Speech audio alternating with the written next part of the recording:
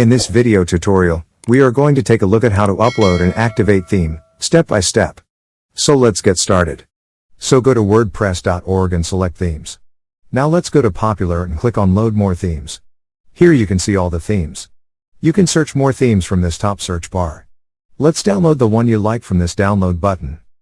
Once done, go to your WordPress dashboard, then select appearance and then themes. Then click on add new button on top and then on upload theme. So here if you have a theme in zip format you may install it by uploading here. Click on choose file and select the downloaded zip file of theme. Open it and click on install now button. So now it is installing the theme from uploaded zip.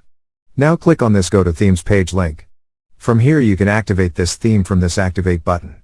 Then go to this visit site button, and here you can see that the new theme has been installed successfully on your site.